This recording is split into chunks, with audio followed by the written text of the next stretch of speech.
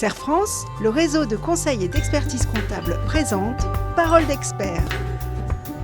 Serre France, partenaire de la performance des chefs d'entreprise.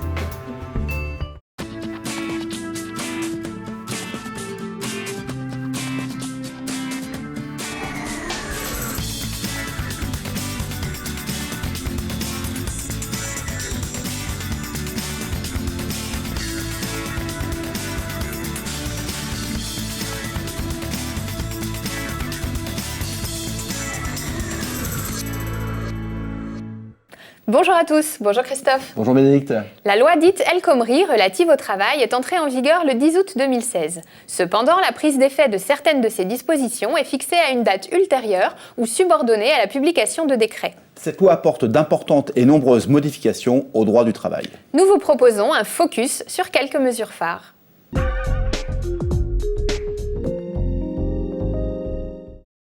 La loi accorde une plus grande place à la négociation collective. Pour cela, le Code du travail va en grande partie être réécrit selon une structure à 3 niveaux. Premièrement, les dispositions d'ordre public auxquelles il n'est pas possible de déroger, y compris par accord collectif. Elles fixent les garanties minimales accordées aux salariés. Deuxièmement, les dispositions, plus nombreuses qu'avant, relevant des accords d'entreprise ou de branche, étant précisé que pour les matières qu'elles traitent, la loi travail donne la primauté aux accords d'entreprise. Troisièmement, les dispositions législatives supplétives qui s'appliquent en l'absence d'accord d'entreprise ou de branche. Cette nouvelle articulation est déjà mise en place, notamment pour la durée du travail et les congés payés, et sera applicable dès le 1er janvier 2017.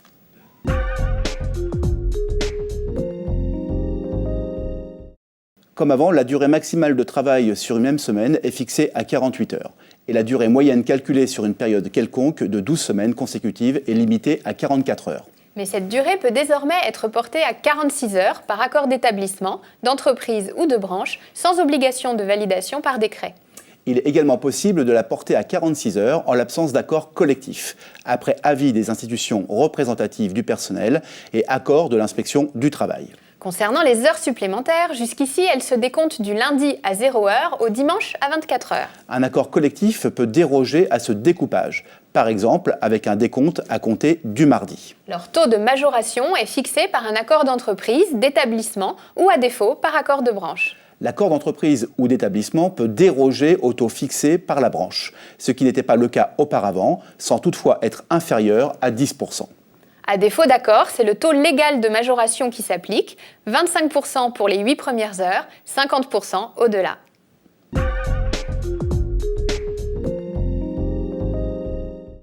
Désormais, c'est l'accord d'entreprise ou d'établissement qui prime sur celui de branche pour la mise en place d'horaires à temps partiel, porter la limite dans laquelle peuvent être accomplies des heures complémentaires jusqu'au tiers de la durée hebdomadaire ou mensuelle prévue au contrat de travail, la répartition des horaires de travail dans la journée, la détermination du délai de prévenance pour modifier la répartition des horaires.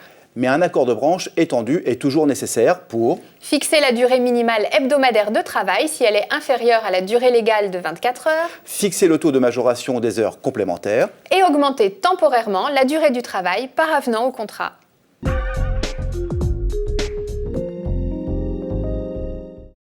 Actuellement, l'acquisition des congés se fait sur la période courant du 1er juin au 31 mai, sauf en cas d'accord de modulation et pour les employeurs relevant d'une caisse de congés payés. Désormais, une autre période de référence peut être prévue par accord d'entreprise ou d'établissement ou, à défaut, par un accord de branche. Dorénavant, les congés peuvent être pris dès l'embauche et non plus dès l'ouverture des droits. Un accord d'entreprise, d'établissement ou, à défaut, un accord de branche peut fixer la période de prise des congés qui comprend, dans tous les cas, la période du 1er mai au 31 octobre de chaque année, l'ordre des départs en congé pendant cette période, le délai à respecter qui pourra désormais être inférieur à 1 mois si l'employeur veut modifier l'ordre et la date des départs. Pour l'ordre des départs, l'employeur devra prendre en compte la présence au sein du foyer d'un enfant ou d'un adulte handicapé ou d'une personne âgée en perte d'autonomie, et non plus seulement la situation de famille du bénéficiaire.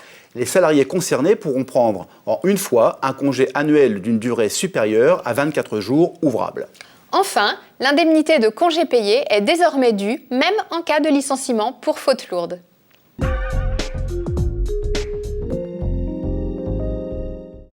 La loi apporte quelques changements pour le licenciement économique. À partir du 1er décembre 2016, les difficultés économiques sont caractérisées par l'évolution significative, laissée à l'appréciation du juge, d'au moins un indicateur économique. Cela peut être une baisse des commandes ou du chiffre d'affaires, des pertes d'exploitation, une dégradation de la trésorerie ou de l'excédent brut d'exploitation ou tout autre élément justifiant ces difficultés. S'il s'agit d'une baisse des commandes ou du chiffre d'affaires, elle devra être constatée en comparaison avec la même période de l'année civile précédente sur une durée variant en fonction de la taille de l'entreprise.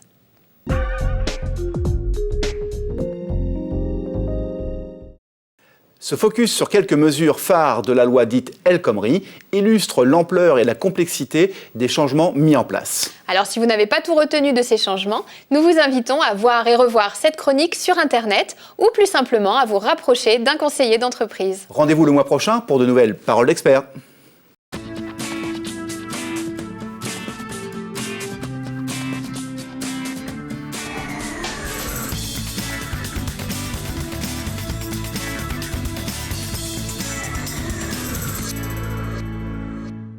Serre France, le réseau de conseils et d'expertise comptable vous a présenté Parole d'experts.